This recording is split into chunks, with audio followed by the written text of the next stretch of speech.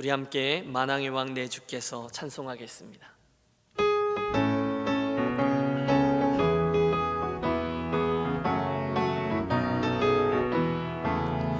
만왕의 왕 내 주께서 왜 고쳐 당했나. 이 벌레 같은 날 위해 그 보혈을 흘렸네.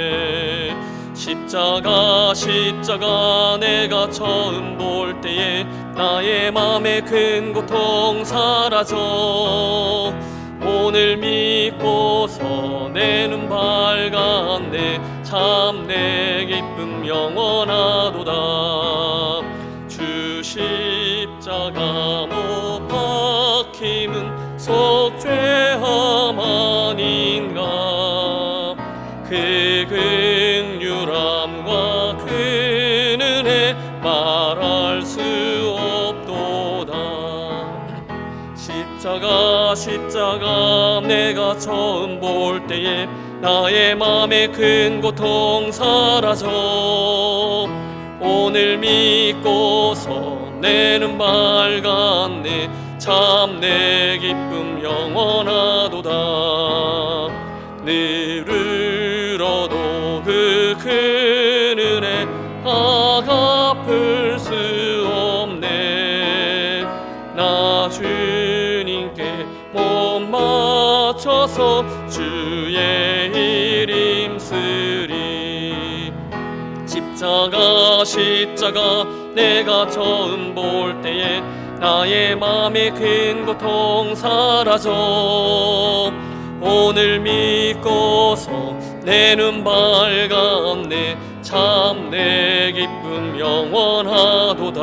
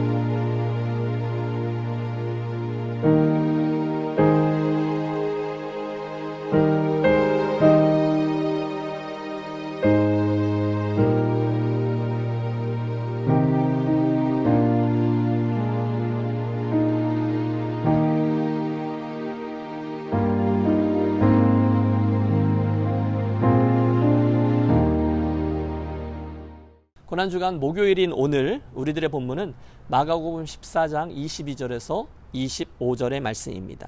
제가 읽죠. 그들이 먹을 때에 예수께서 떡을 가지사 축복하시고 떼어 제자들에게 주시매 이르시되 받으라 이것은 내 몸이니라 하시고 또 잔을 가지사 감사 기도하시고 그들에게 주시니 다 이를 마시매 이르시되 이것은 많은 사람을 위하여 흘리는 나의 피 곧 언약의 피니라. 진실로 너희에게 이르노니 내가 포도나무에서 난 것을 하나님 나라에서 새 것으로 마시는 날까지 다시 마시지 아니하리라 하시니라. 아멘. 고난주간에 우리가 통과하게 되는 이스라엘 절기는 유월절입니다. 잘 아시다시피 오래전에 유대인들이 애굽의 노예 생활에서 구원받았던 일을 기념하는 이스라엘 최고의 명절이었죠. 따라서 오늘 우리들이 이야기하려고 하는 이 최후의 만찬은 엄밀히 말하면 유월절 만찬입니다. 목요일이죠.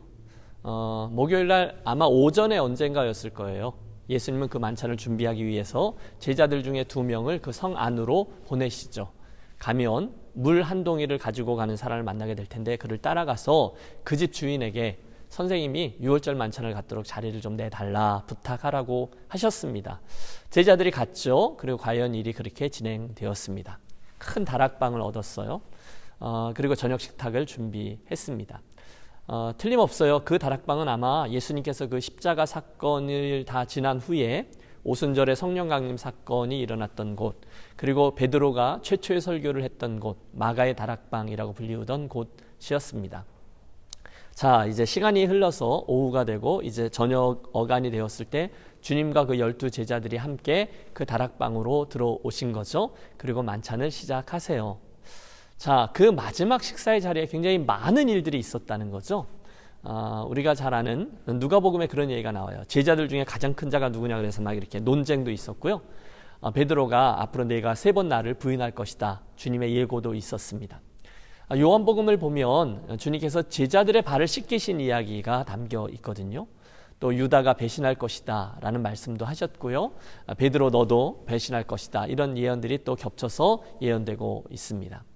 자, 이 모든 이야기들을 다 이렇게 종합해 보면 그날 저녁은 아마 이렇게 흘러갔을 겁니다. 먼저 이제 제자들이 티격태격할 때 예수님께서 물을 떠다가 제자들의 발을 씻기시죠. 유다의 배신을 예고하시고 유다가 이제 곧 너 할 일을 해라 라는 주님의 말씀을 듣고 유다가 밖을 나가고 주님이 빵과 포도주를 떼고 붓고 그런 이야기, 또 성만찬이 제정된 거죠. 그리고 나서 예수님 앞으로 될 일들을 차례로 말씀하십니다. 자, 그 중에 주님께서 제자들의 발을 씻기셨던 얘기는 오직 요한복음에만 수록되어 있습니다. 제자들이 다투고 있었거든요. 누가 큰가? 순간 주님이 말씀하시죠. 너희 중에 누구든지 으뜸이 되고자 하는 자는 어떻게 하라고요? 너희의 종이 되어야 하리라. 그리고 일어나셔서 허리에 수건을 동이시고 대야에 물을 떠서 제자들 한 명 한 명의 발을 씻기기 시작하십니다. 너무너무 놀라운 일, 어떻게 보면 날벼락 같은 일이었죠.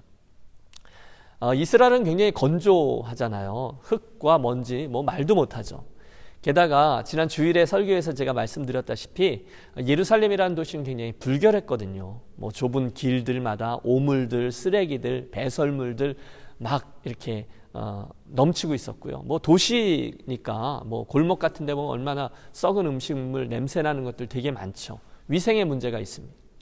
게다가 유대인들에게는 정결에 관한 예도 있거든요. 그래서 그들은 종종 그 발을 씻어야만 했습니다.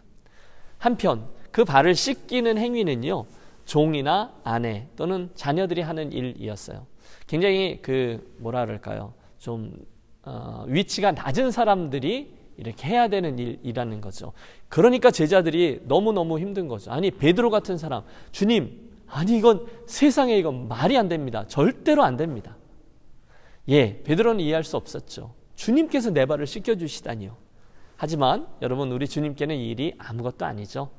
왜냐하면 그분은 이미 하늘 모든 보좌 버리고 이 땅으로 오신 겸손의 왕, 나귀 새끼를 타고 들어오시는 그런 분이셨잖아요. 그러니까 사람들이 발을 씻기는 이건 천한 일 뭐 이렇게 얘기하더라도 그분에게는 그렇게 큰 문제가 되지 않았습니다. 일부러 자청하셨어요. 의도가 있으셨죠. 그것이 바로 당신의 나라가 서는 방식이요, 또 드러내야만 하는 가치이기 때문입니다. 큰 자가 작은 자를 섬기는 것, 그게 맞다는 거죠. 그리고 바로 거기에서부터 우리 주님의 교회가 서기 시작했다는 것을 우리 함께 기억하고 싶습니다.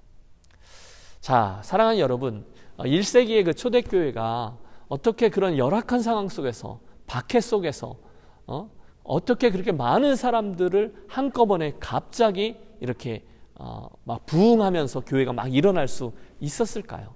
어떻게 그 교회가 이렇게 매력적으로 보여서 사람들이 막 나도 그리스도인이 되겠다 이렇게 달려들었을까요? 바로 이 하나님 나라의 가치와 태도 때문이었죠.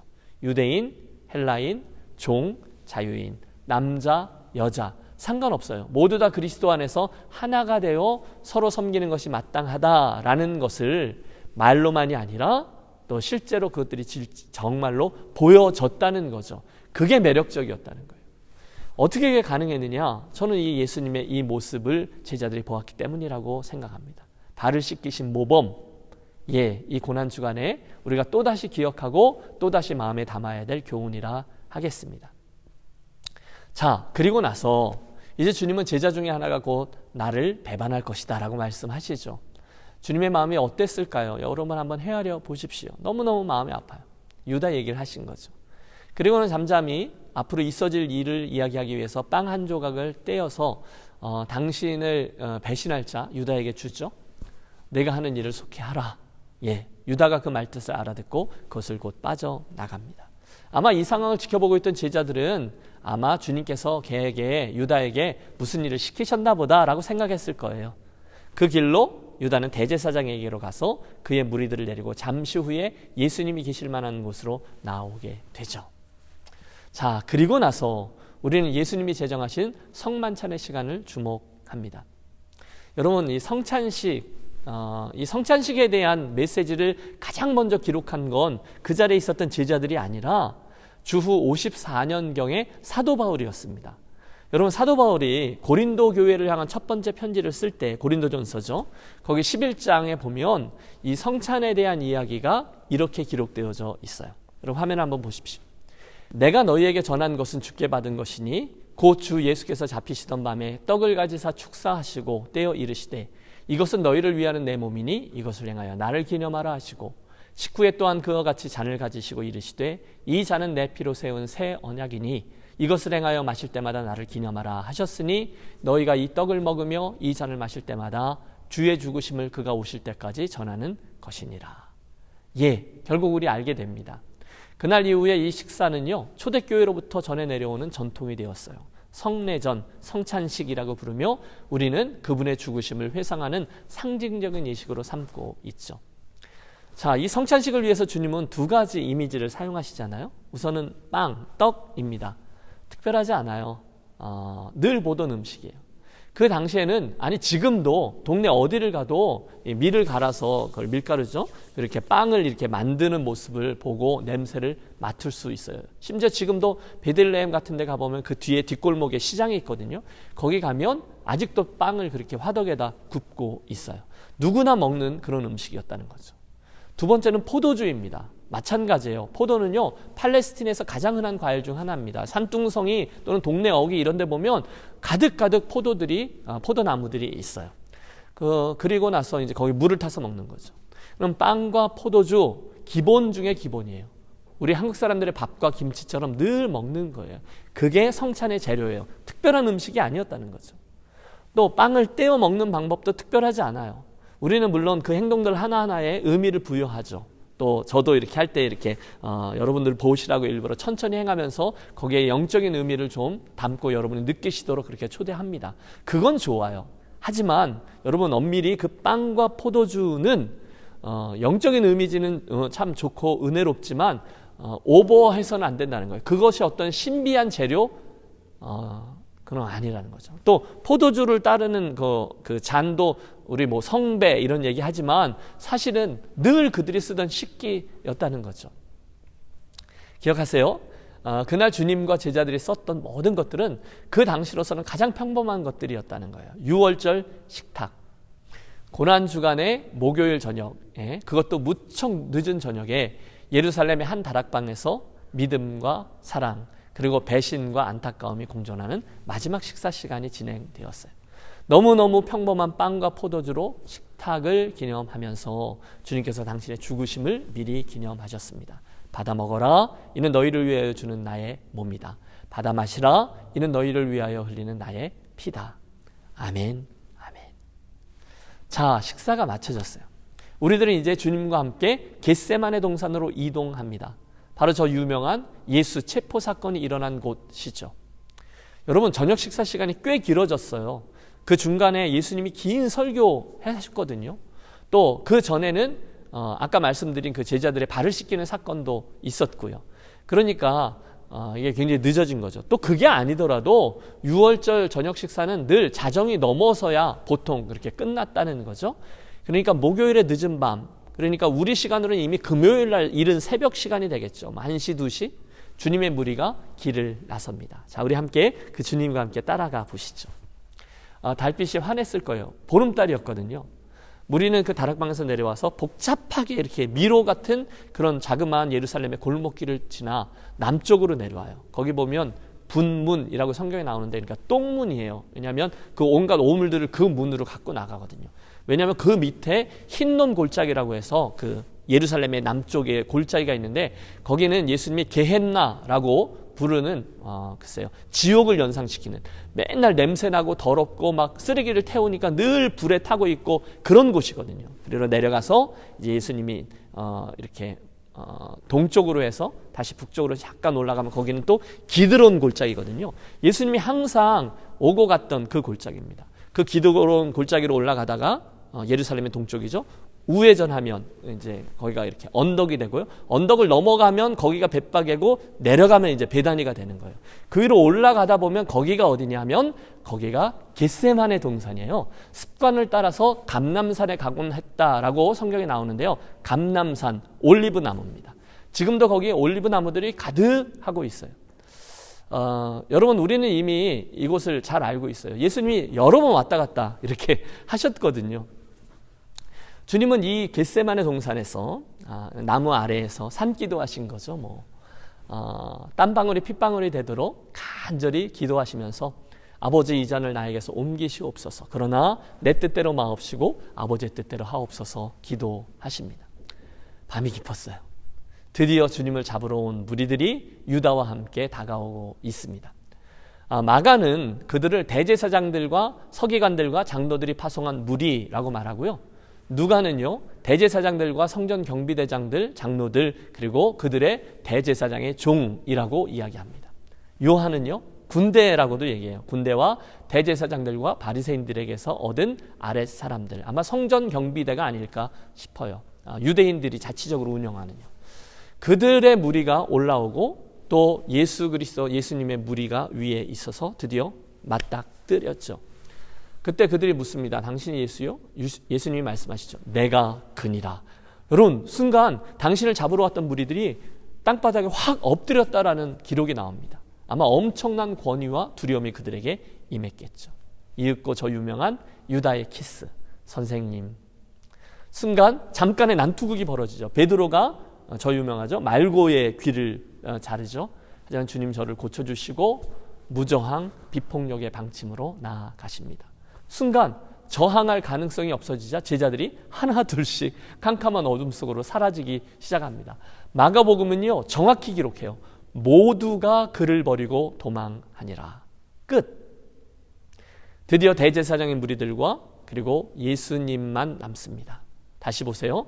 여러분 주님의 제자들은 정말로 모든 것을 뒤로 한 채 달아났어요. 그 중에 마가복음에 보면 한마디를 더 덧붙이죠.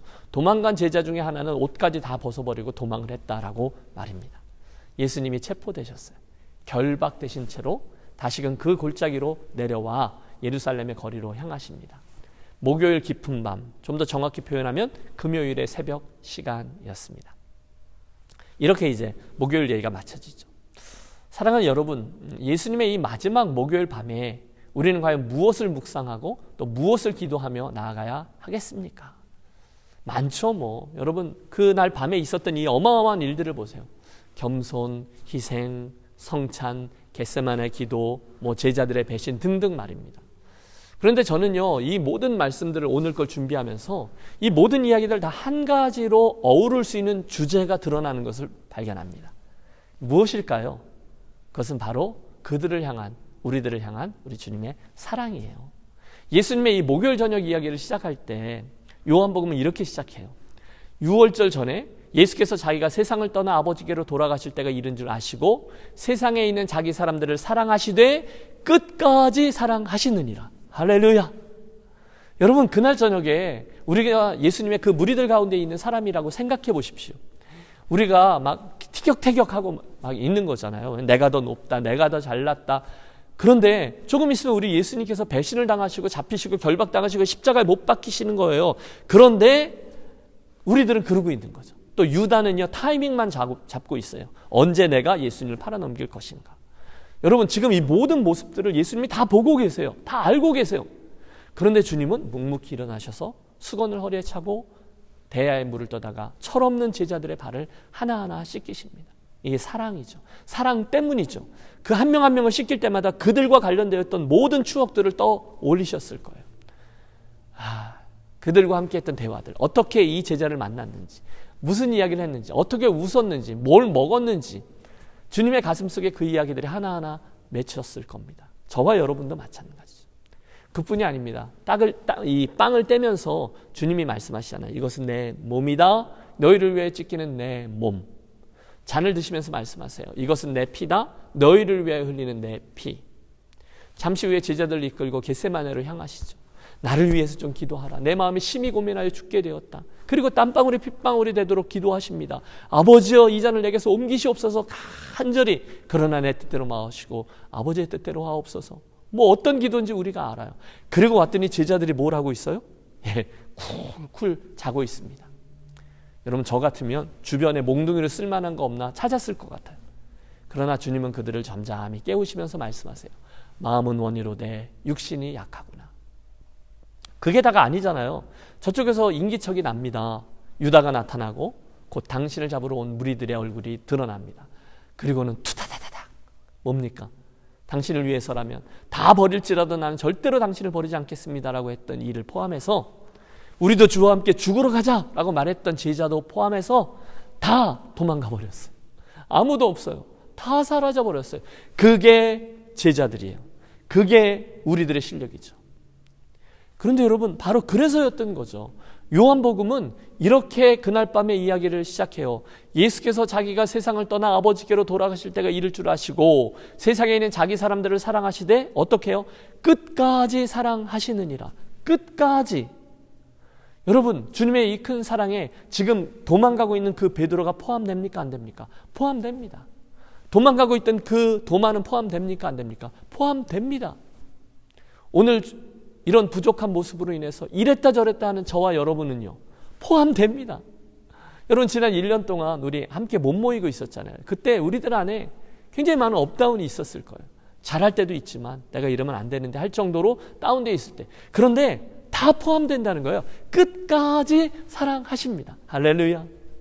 여러분 바로 여기에 오늘 우리들 믿음의 여정이 계속될 수 있는 근거가 자리하고 있죠. 우리가 뭘 잘하는 것에 믿음의 근거가 있지 않아요. 우리들의 강함의 근거가 있지 않아요. 우리가 결단하고 우리들이 헌신하고 우리들의 능력으로 주님을 위해서 뭘 해드리고 그런 것 때문에 우리들의 믿음의 여정이 계속되지 않아요. 근거가 아니라는 거예요. 대신에 끝까지 나의 부족함에도 불구하고 쩔뚝거림에도 불구하고 끝까지 나를 사랑하시며 다가오시는 기다려주시는 우리 예수님의 사랑 때문에 우리가 오늘 이 길을 가고 있는 것이죠.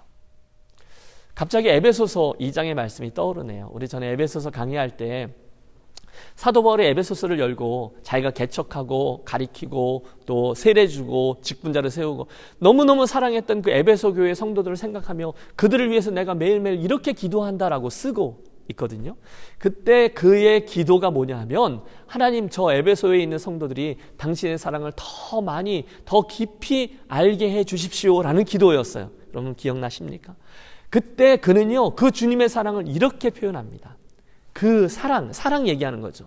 그분 사랑의 너비와 길이와 높이와 깊이가 어떠함을 깨달아 알게 해 주십시오 라는 기도예요. 그분 사랑의 너비, 길이, 높이, 깊이. 한 번 더 생각해 보시죠. 여러분 저와 여러분을 향한 그분의 사랑을 헤아려 보세요. 우선 그분의 사랑의 너비예요. 그분의 사랑에 포함되지 않을 만한 사람은 없어요. 그분의 사랑에 미치지 못하는 곳은 없어요. 저와 여러분이 실패와 심지어 죄 속에서 허덕일 때까지라도 그분은 우리를 사랑하세요. 나만 사랑하세요? 아니요. 저 사람까지 지구 끝까지 누구든지 그분의 사랑에 포함된다는 거죠. 그분 사랑의 넓이. 여러분 두 번째는 그분 사랑에는 길이도 있다고 말씀하세요. 그분 사랑은요 영원 전부터 영원 후까지 죽음을 넘어서는 것까지 다 포함합니다. 주님은 세상 모든 사람들을 용서하기 위해 십자가에 죽으시고 거기까지 가시는 것뿐이 아니라 그 죽음을 넘어서셨어요. 그리고 영원까지. 여러분 그분 사랑의 길이는요 측량할 길이 없습니다. 세 번째는 그분 사랑의 높이입니다. 그분 사랑의 높이는요 저 하늘 보좌에서부터 이 낮고 낮은 이곳까지입니다. 마지막 그분 사랑의 깊이는요 그분 사랑의 심원성을 말하죠. 더 표현할 길이 없어요. 너무 깊은 거예요. 저와 여러분을 향한 사랑, 이해할 수 없을 만큼 깊은 사랑, 끝까지 용서하시는 사랑, 용납하시는 사랑. 결국 이 모든 것들을 헤아려 본 존 스타트 목사님이 이렇게 선언하죠. 그리스도의 사랑은 모든 인류를 포함할 정도로 넓고 영원토록 계속될 만큼 길고 가장 타락한 죄인에게 도달할 수 있을 정도로 깊고 그 영혼을 저 하늘로 높일 수 있을 만큼 충분히 높다. 와, 사랑하는 여러분, 그러므로 우리 이 밤에는 이 기도 제목을 붙들겠습니다. 주님, 이 목요일에 누가 더 높은지 실갱이하던 제자들 가운데 있는 저, 주님의 성찬을 온전히 이해하지 못하고 가볍게 행하고 있는 저, 주님께서 기도하라 말씀하셨는데도 쿨쿨 영적인 잠에 빠져 있는 저, 또 예수님께서 권고하실 때 걸음아 나 살려라 그러고 막 도망가 버릴 만큼 연약한 저를 끝까지, 그럼에도 불구하고 끝까지 사랑해 주시는 주님의 사랑에 깊이 감사합니다. 주님, 저로 하여금 이 밤 주님의 그 큰 사랑의 넓이와 길이와 높이와 깊이를 다시금 묵상하게 하시고 그 사랑에 잠겨서 행복해하고 감사하고 새롭게 결단하고 정말 나도 주님을 그렇게 사랑하고 새롭게 나아가는 출발선에 서게 해 주시옵소서. 우리 함께 기도하며 그날 한 제자가 되어서 끝까지 나를 사랑하시는 주님의 사랑을 묵상하며 나아가도록 하겠습니다. 기도 제목을 드리죠. 첫 번째, 주님의 사랑을 우리가 받는 거잖아요. 끝까지 사랑하시는, 거기에 깊이 감사하고 그 사랑의 넓이와 길이와 높이와 깊이를 더 깊게 알게 하소서.